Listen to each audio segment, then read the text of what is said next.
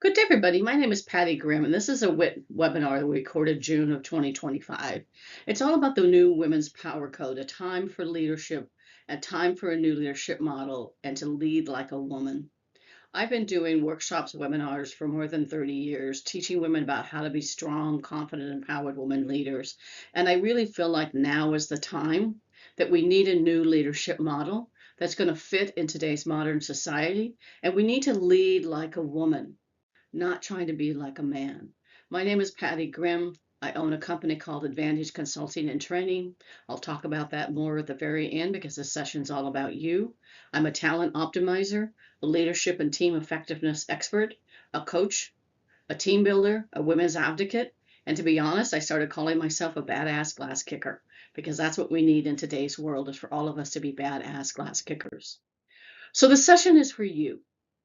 It's all about defining your power and leadership strengths so you can bring a sense of fulfillment and meaning, and bring joy to your life by practicing and living with your strengths and understanding who you are and what you stand for, and being that authentic, genuine leader who uses their values to make decisions and to lead their lives, who has passion and energy to do the right thing and take action and moving forward. So here's our agenda for today, and the picture up in the top corner is a picture of my book, Quiet Women Never Change History. Be strong, stand up, stand out.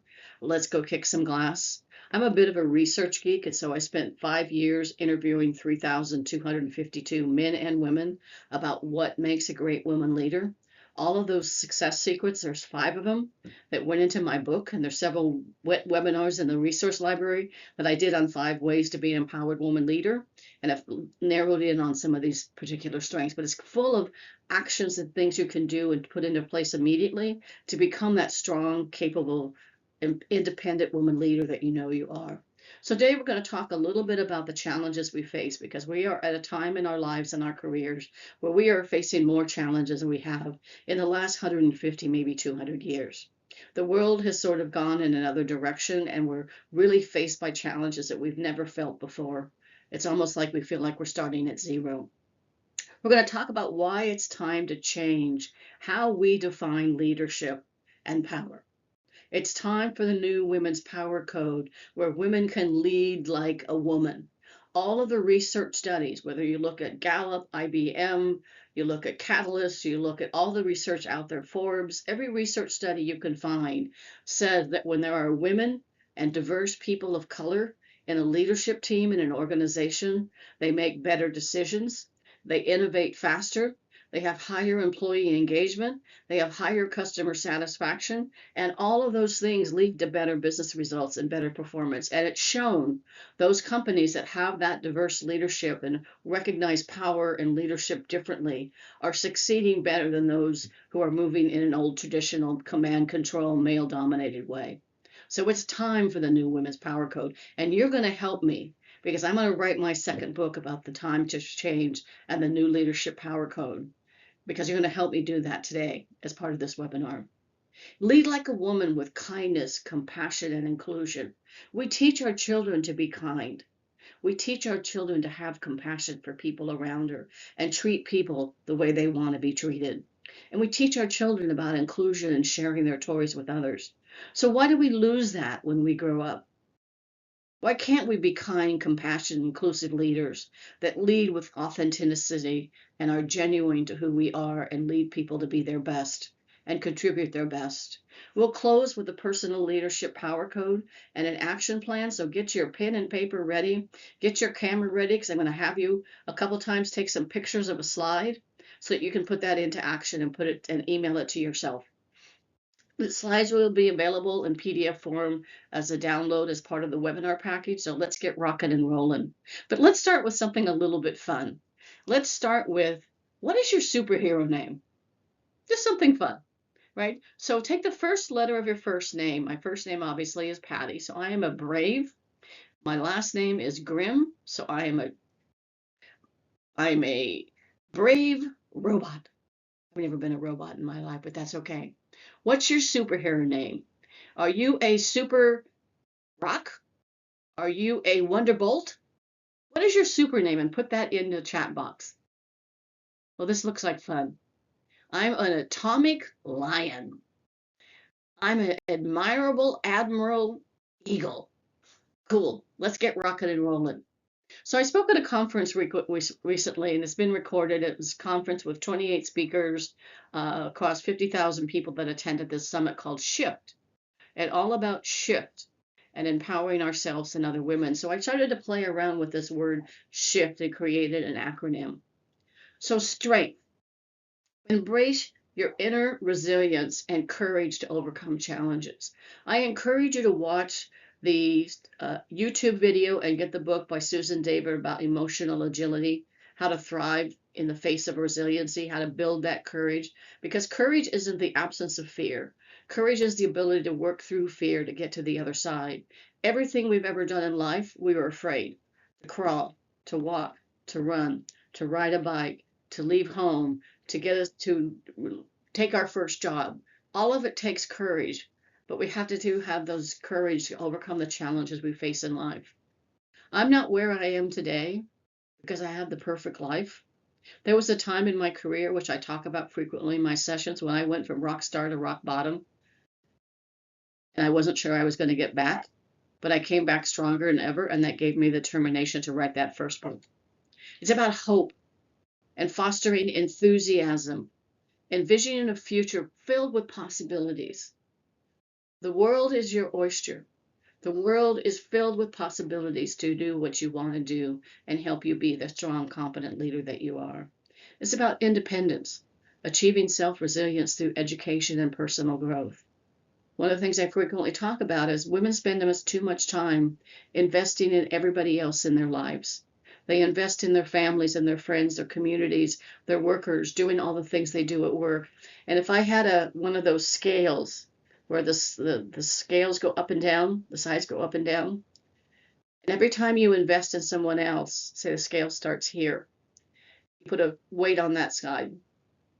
Now you invest in your family. Now you invest in your friends, your coworkers, your community, your children. Now, how many times do you invest in yourself? Once. So it's time to invest in yourself. Be fearless. Confront obstacles and overcome those with confidence and determination. I'll share a bunch of stories as I go forward about my personal experiences, so maybe you can learn from those. I'll share the good, the bad, and the ugly. But confronting obstacles with confidence and determination. Everything I've ever done in my life, I was afraid. And there's two definitions of fear.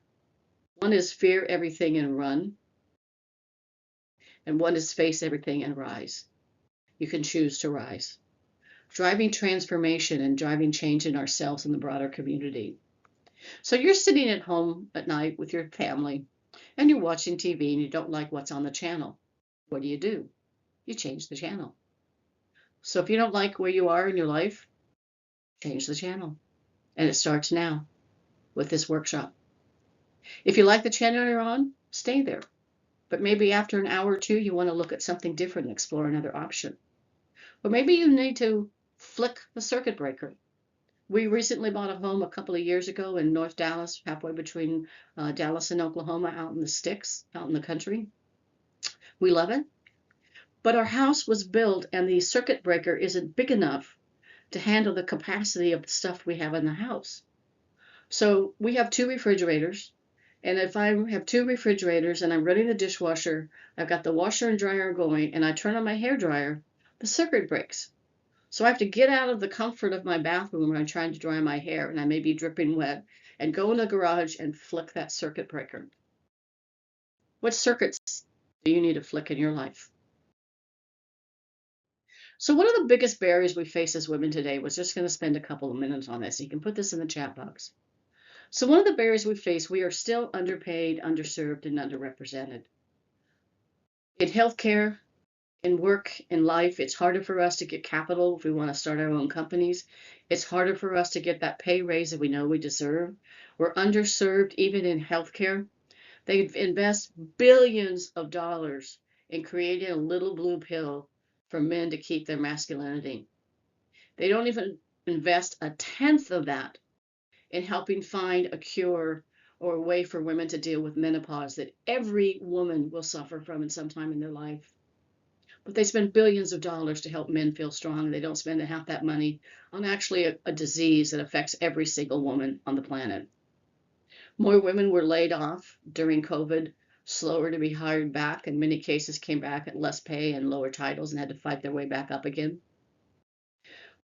Women are promoted based on performance. So if I'm an individual contributor, I have to prove myself for a longer period of time. The guy ahead of me might get promoted with less experience because he has the potential to be a great leader, but I have to prove myself. And if I go from individual contributor to team leader, I have to prove myself to get to that next level. Where many times men are promoted based on potential. He has the potential to be a great leader. We're also faced with a double bind paradox and likability factor. So double bind paradox literally shows from research, as men rise up the ranks, they gain credibility and respect. As women rise up the ranks, they lose respect and credibility. And how many times you heard someone say, I wonder how she got that job? And you've never heard that about a man. Because men are promoted based on potential. He has the potential to be a great leader. And finally, there's this thing called perfectionism that affects most women, that starts as perfectionism when we're little girls and we're told to be I call it the good girl syndrome. Be the good girl, go to the good school, have the good friends, get the good job, find the good company, find the good significant other, be the good, be the great mom, soccer mom, teacher, coach, manager, leader, employee, community leader, be the good. But that leads to imposter syndrome and thinking we're not good enough. Research actually shows a woman looks at a job and she has 10 of the 10 characteristics they're looking for. And she hesitates and says, I don't think I'm ready. I'm not good enough. I need another year of experience. I need another certification. The man with 5 or less of those 10 characteristics applies for a job and gets it and moves up the ladder. So there's been an evolution in the workplace. You know, in the 40s, 50s, 60s, maybe a little bit in the 70s, there was this thing called the Good Old Boys Club. And it looked like this. Old, white, male, pale, stale men in a room in black, gray, or navy blue blazers, suits, with their ties on. And it was okay, even if the woman in the room was the same level as all of those men, to ask her to go get the coffee or take the notes for the meeting, or ask to do non-essential tasks. We moved on from the Good Old Boys Club, which included things like it was okay to hit a woman on the ass or hit up a woman or ask for sexual favors to get a promotion. So then we moved on to the Good Old Boys Club. Probably in around the 2000 timeframe, around all the things were going on with what was happening with Uber and sexual harassment and the Me Too movement, all that stuff was popping up. But the fist bumping culture I define as the bumping culture. Fist bumping, hand slapping, go, compete, put people down in a meeting, make them look bad so you look good.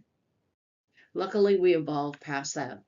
So now we need to move to a place where women and people of color aren't just given a seat at the table, but they have a seat at the table with a decision-making voice. So Shirley Chisholm, who was the first African-American woman, the first African-American woman to be elected to Congress many years ago, she has a very famous saying, said, if there's not a seat at the table, bring a folding chair. I say bring a whole table and a whole bunch of folding chairs and a whole bunch of people with you. So the other thing that's happening in this new kind of environment we are today is a combination of these gender biases, but there are also other biases as well. So all kinds of biases, unconscious biases, and microaggressions. And these can be things like an unconscious comment or something that is said or done. And I love this quote by Dr. Carl Jung, who was actually one of the founders who believed that people were born with a set of preferences for how they think, decide, act, communicate, and prefer to work. But he said, until we make the unconscious conscious, it will dictate our lives and we will call it fate. So the reason we promoted this man to this new role is because there weren't any qualified women candidates, but we'll call it fate. But it creates an uneven playing field in the workplace and affects hiring and promotion decisions. That woman has to prove herself where the man gets promoted based on potential. Everybody has unconscious biases, but that can be both explicit or implicit. So that interview panel who says, well, we just didn't have any qualified women, that may be an implicit or explicit bias. And many times people in some of these roles, whether it be women or people of color, they're given non-essential tasks like, well, can you pick up the bagels and juice on the way to the meeting today? Can you pick up the coffee cups after the meeting? Can you organize the social events for the organization? Non-essential tasks that are not recognized and don't give you any extra brownie points or help you move up your career because it can lead discrimination. It overlooks potential power and requires awareness, insights, and actions. So when you feel like you maybe have a bias against someone or something, ask yourself, be aware. What's the insight you gather from that and take action in a positive direction? The microaggressions are happening to women and people of color of all ages down to young children, down to kids in high school, middle school, and definitely in college, where they can be both unintentional or intentional kind of comments or jokes against a woman or a person of color. It can be an unhanded comment or joke. God, your name is really hard to say. Where country are you from? Or the kind of comment to a young Asian woman saying, you speak really good English. Where are you from? When she has a PhD from Stanford and she was born and raised in San Jose, California. Interrupting or speaking over others. One of the key people of the WIT network is Christine as our president and one of the key founders. And I remember talking to her one time about, well, how do you handle it when people interrupt you in a meeting? And this is a great tactic that I've used ever since. When you're interrupted or someone speaks over you, what she said was say, okay, John, I have the floor right now. When I'm done speaking, I'm happy to turn the floor over to you. That's the Women's Power Code. Just stand up with confidence, make a clear statement, and move on and keep talking. Offensive comments or jokes or things that are kind of hidden as a compliment, but it's really kind of an insult in a way. It's being excluded from activities and taking credit for other people's work. If you're in a meeting and there's a woman who says something or a person of color that throws out a brilliant idea, we need to stand up for that person, recognize it, and say, wait a minute, I think Sally had a great idea. Let's talk about that. Or I think that idea that you just shared is what Joan just said a few minutes ago. So we stand up for what's right. Now, everybody in their life has been excluded, and I want you to think about this activity or this discussion we're going to have. Everybody's felt excluded, whether it was kindergarten and you couldn't play in the sandbox with the cool kids. Maybe you were in elementary school and you were trying to take the bus and they wouldn't let you sit in the front with the cool people. Maybe it was high school, college, sometime in your life, your career, you felt excluded. Sometime in your life, everyone has felt excluded or not in the in circle of people. So I want you to think about that event. I want you to ask yourself these questions. What did they do to exclude you? How did you feel?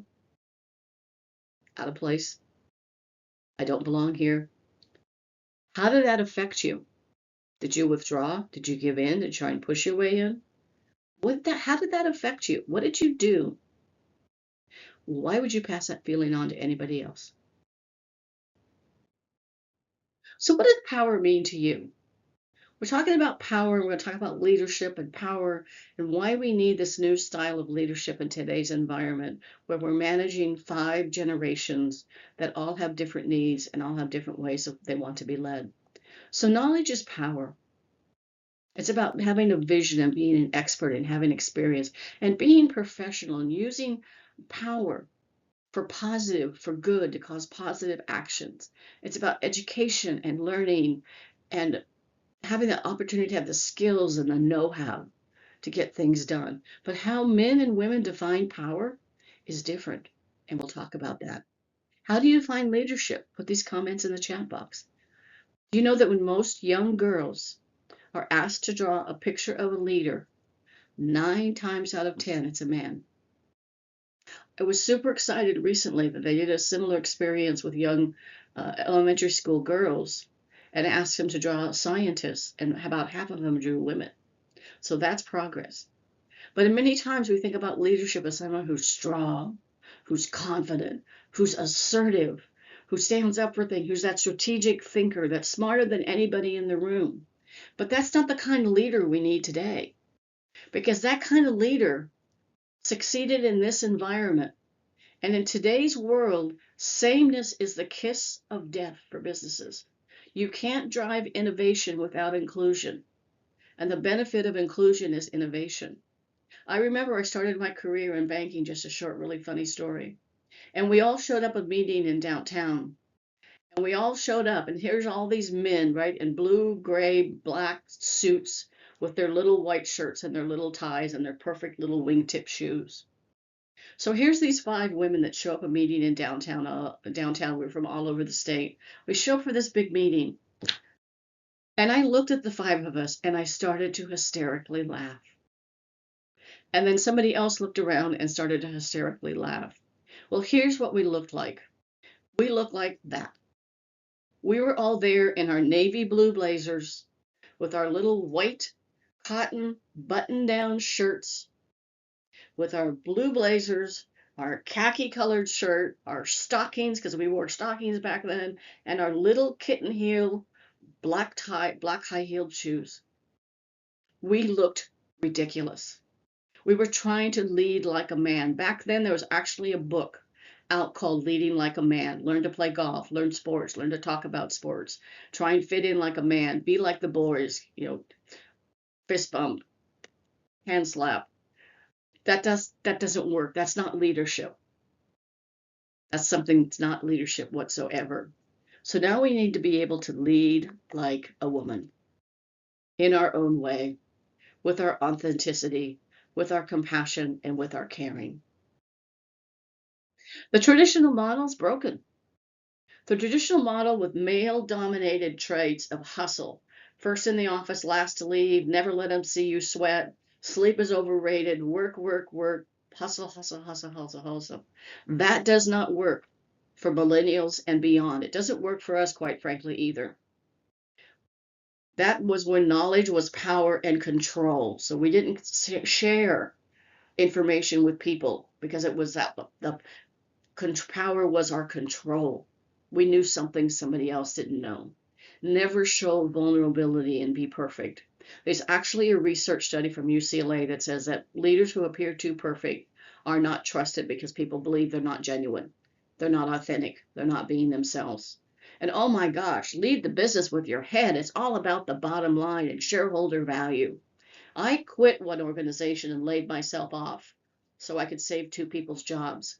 Because when I looked at this organization, we were merged with another company, and I looked at this organization, and their vision statement did not have a single word about customer partners, employees.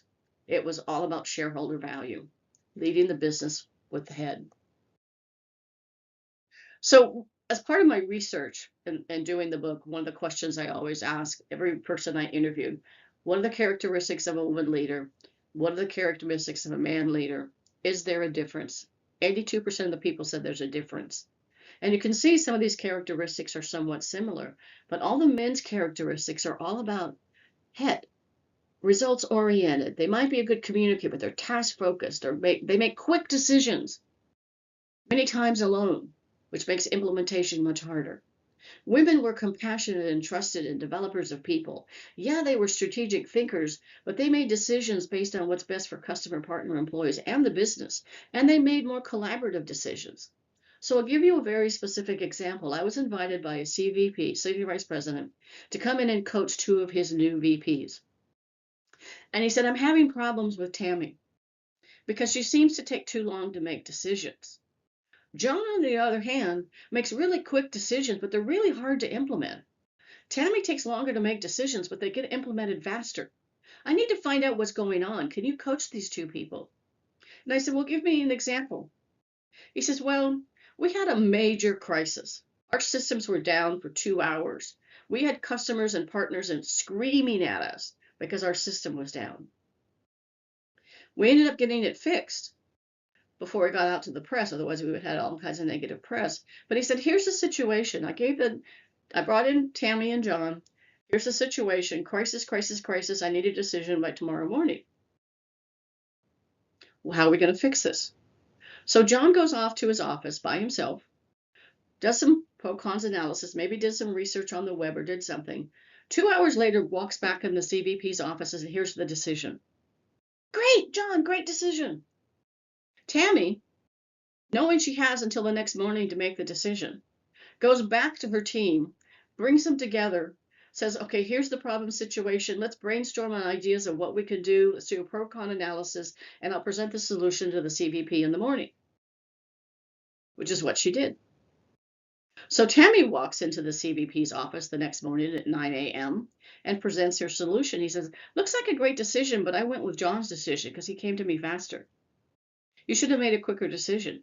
Well, no, she made the right collaborative decisions because John's decision failed. And they implemented hers anyway, a week later. Because John's decisions was made alone with no input, no insight, no inclusivity, no innovation. It was just his opinion. Where Tammy's decision was easier to implement because people were already involved in it and they bought into it. So one of the women I interviewed in my book was Colonel Deb Lewis. She was one of the first, among the first women that graduated or attended and graduated from West Point, which was a 100% white male university for the Army called West Point. She was in that first class of women that broke through not only that glass ceiling, but that concrete bunker. And when I asked her, is there a difference between men and women leaders? She said, oh, yeah. So, well, what do you mean? She says, well, women see around the corners. Well, it turns out that generals from all branches of the military, from the Army, from the Marines, from the Air Force, from the Navy, from all parts of the world, were coming around to watch Deb in her meetings because her troop engagement was so high. They made better decisions. They were doing some incredible things. She was highly regarded as one of the top women leaders in the entire U.S. Army. And when they came to her decision to watch her meetings, they were more inclusive, they were more engaging, they were more collaborative. But she said women see around the corner. So being a typical consultant or researcher will tell me more, Deb. She said, let me give you a very specific example. A man has a meeting. He's got his agenda. He goes through the meeting. Check, check, check, check, check. Great meeting. Let's go implement it. He didn't see that half the team was not bought in. Not only were they not bought in, they were not going to support that decision. In many cases, they were going to do the exact opposite because there was no buy-in. He didn't see around the corners. He didn't notice that people were completely disengaged, in some cases quite angry. The woman leader will notice that someone's disengaged or seems not to be committed. And she'll say something like, John, you seem to have a thought here. Let's share ideas. Let's get all the ideas out and go around the room and find the best idea. Women see around the corners.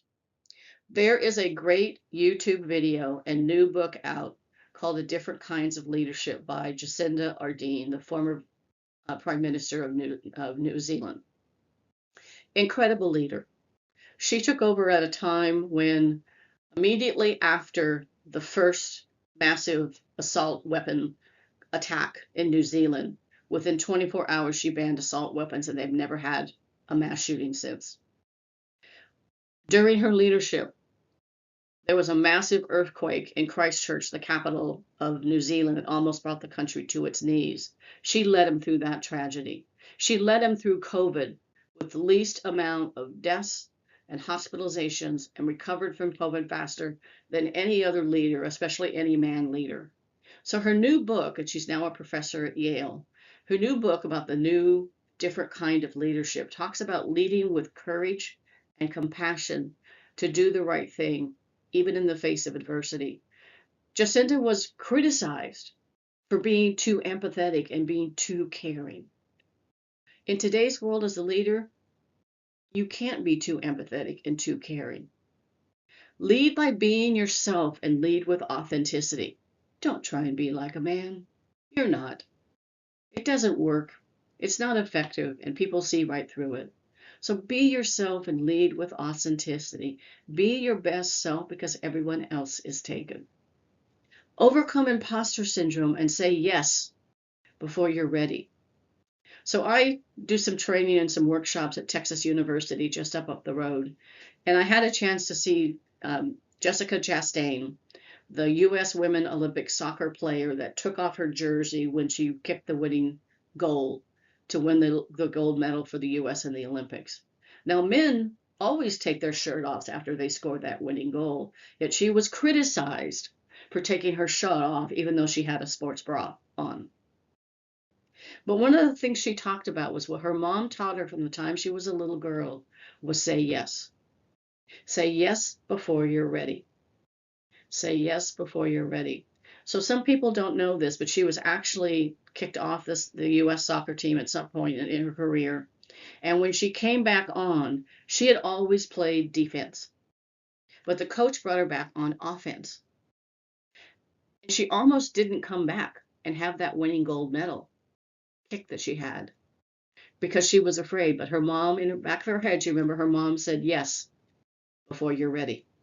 So she said yes. And the story goes the previous year, the previous Olympics, the US lost to Japan when she kicked the penalty kick because she missed that year, that time. Same, US, the Olympics are going on. US is in the finals. It's down to the penalty kick. It's Jessica Chastain and the same Japanese goalie she faced before. And her coach said two things to Jessica. Don't look at the goalie and kick with your opposite foot. She did. History was made. She made the goal, and we won the gold medal. Another incredible woman leader I interviewed was a woman named Deb Garber, who runs a small marketing company. But what's special about this marketing company is they're the marketing company that came up with an Aflac duck.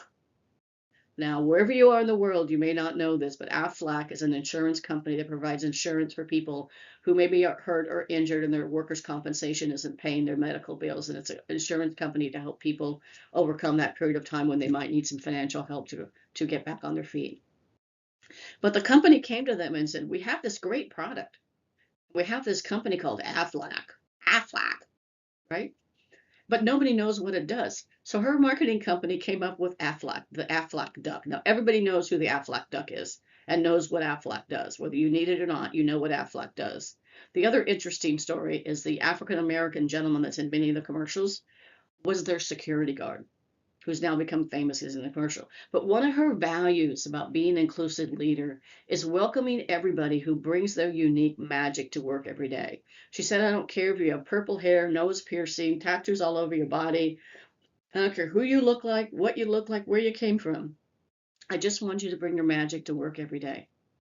Bring your best talent so you can contribute to the bottom line.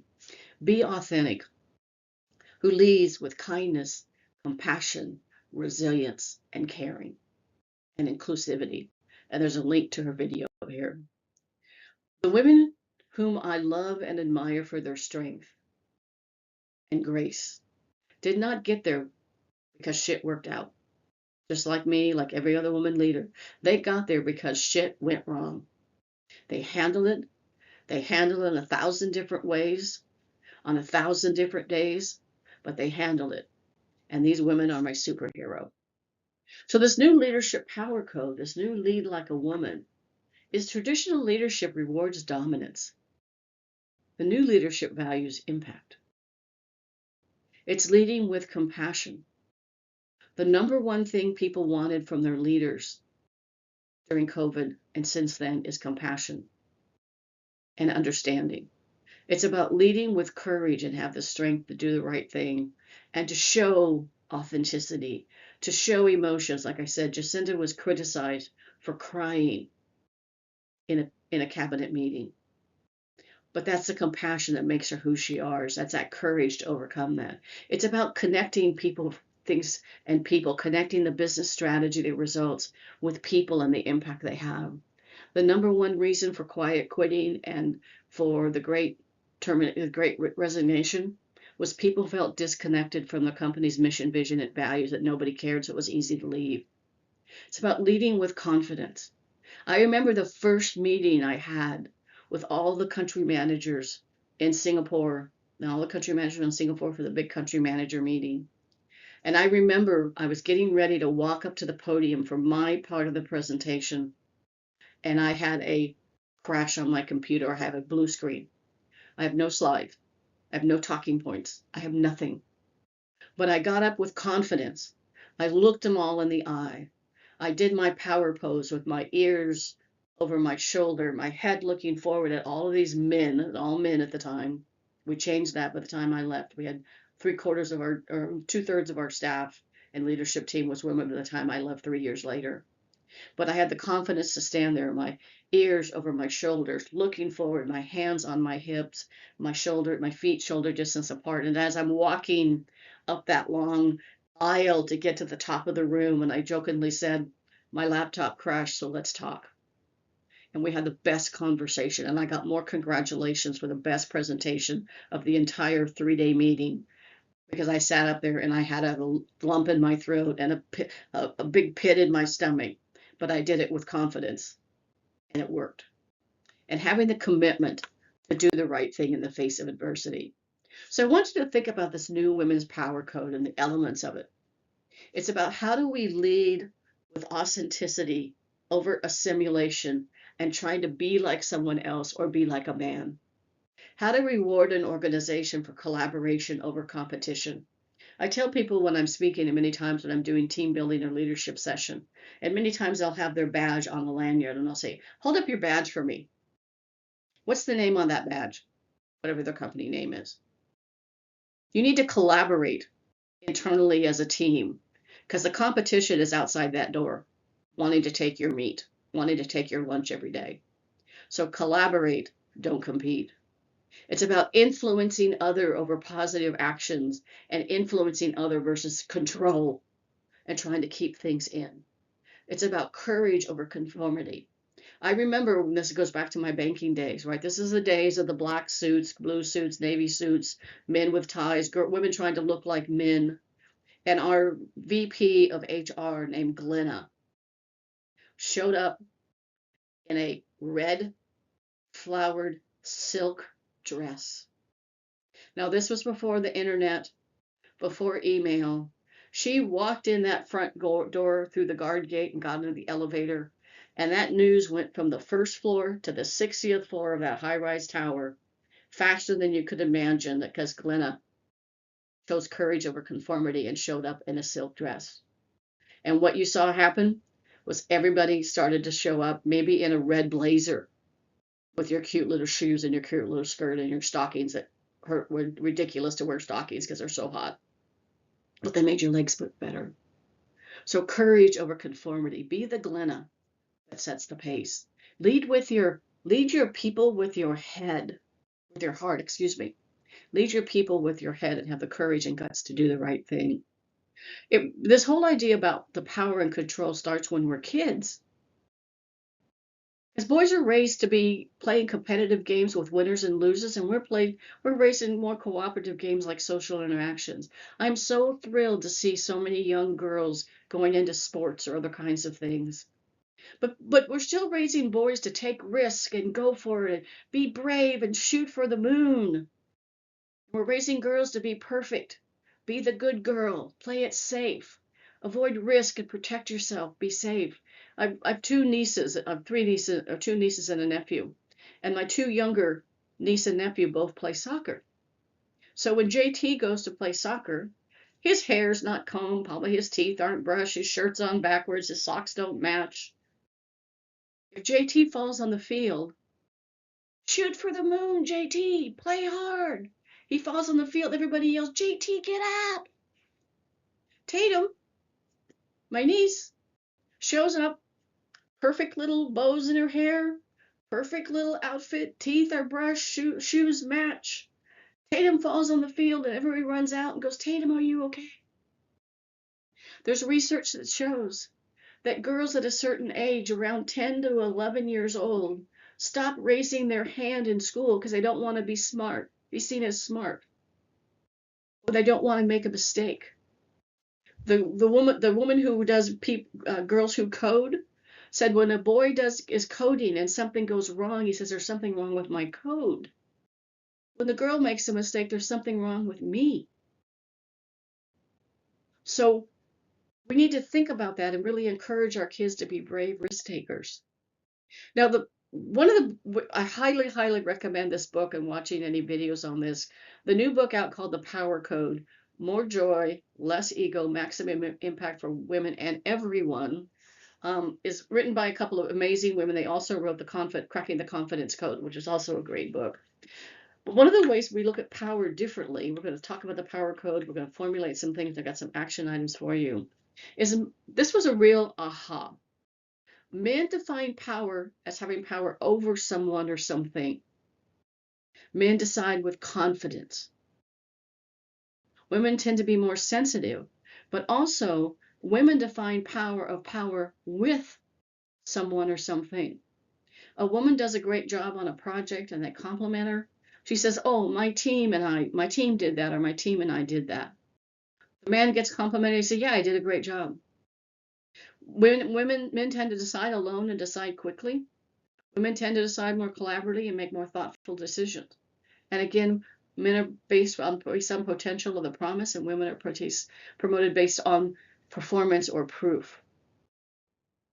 So here's the first exercise. Get your phone out, take a picture of this. It's also a handout in the download. The purpose is to reflect on your leadership journey and identifying how to shift. Change your channel, flick your circuit breaker from the old model to the new power code. What is a strength that you consistently bring to the workplace? What's a strength you have? I bring calm to chaos. I inspire people to be their best. I bring people together. I get things done. What is a superpower that you have as a leader that you bring to the workplace? And what is one old rule that you need to let go of? You don't, I must have all the answers. I must always be right. I must never admit that I'm wrong or I don't know something. I tell people if they ask me a question I don't know, I say, well, let's go find out. Or I shouldn't show emotions at work. I've cried at work. I cried in front of Steve Ballmer one time. So I'm ready to let go of this fact that I don't need to be perfect. I can be who I am. It's okay to show emotions at work. There's research that says women who are perceived as being strong and confident with empathy advance faster. So now it's your turn. I want you to the chat box. Write a new women's power code.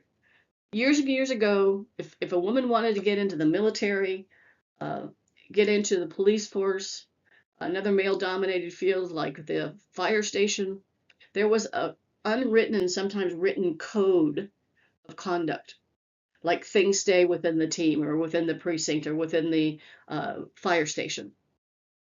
We need a new women's power code, and I want you to write one right now. And I see a couple of great ones. I will stand up and be strong. I will support other women and elevate and accentuate their voice. I will stand up for myself. I will invest in myself. I will take time to take care of myself. These are all great ones in the chat box. So here's a couple I came up with. And this picture up in the corner, that is a picture of all the women who, during COVID, led their countries with the least amount of hospitalizations, death, and their countries covered from COVID faster than any of the countries led by men. They were all women because they led like a woman. They led with head, heart, and guts. They led with courage and compassion and authenticity. They told the truth, and sometimes it hurt. So here are my start of my power code rules, and I'll be adding these as I go along and present this presentation more and more. Thou shalt rise up and be my best, and I will lift all women with me. Thou shalt stand up for myself and what I believe in. I won't compromise my values for any organization. Thou shalt be authentic, genuine, and vulnerable. Thou shalt invest my development and play to my strengths. Thou shalt support, not sabotage, collaborate, not compete with other women. I will rise all up. I will surround myself with people who support me and believe in my dreams. When I finally made the decision of going overseas, I remember calling my husband from our big global worldwide sales conference in Florida. And remember, I was looking at a job in Germany or Singapore or Central Eastern Europe slash Germany or Singapore slash Asia. And I called my husband from this big conference and I said, I accepted a job. And his only question to me was, do I pack snowshoes or flip-flops? I said, honey, we've got four weeks to pack the house. Pack your flip-flops. And we left for 3 years. Best decision of our career and personal life. Thou shalt leave the world a better place for women today, tomorrow, and forever. My personal leadership vision, again, there's the WIT Network webinar on my 5 ways to be a power woman leader, but how to lead with your vision. My personal leadership vision is empower women and girls with the best they can be in any endeavor they choose and leave the world a better place for women today, tomorrow, and forever. So the Women's Power Code in a little bit of a summary is, think about power not over, but with. So power with, not over. Use empathy as your edge. That combination of strong, confident leader and empathy is your edge. I will use my emotion and my emotional intelligence. I will be self-aware, and I will have the emotional intelligence to realize it's not about leading people the way you want to be led. It's about leading people the way they want to be led. I will be vulnerable and use compassion as my strength, and my purpose fuels performance. So leading like a woman is really all about this next phase. So here's step 2 and 3. What new lead like a woman skill do you want to develop? And when you pick one and practice for the next 30 days, they say it takes 30 days to change a habit. So pick one of these 5. I'm going to lead like a woman by being my best self. I will lead like a woman by having compassion and courage to do the right thing. And then circle or take a picture with your phone, email this to yourself. I will practice for the next 30 days empathy as my edge. And this month I will amplify which one of these 5. And then after the 30 days, do the next one, the next one, the next one, so you can build on your success. So I had the chance, I came across this video as I was doing some research for this talk. And I found this woman named Pat Mitchell, which I believe has recently passed away, but she had this great YouTube video. There's a link here about dangerous time calls for dangerous woman. And one of the examples she used was Congresswoman Bella Abzug. And Bella was known for these fancy floppy hats and funny things she did in Congress. She was quite the character.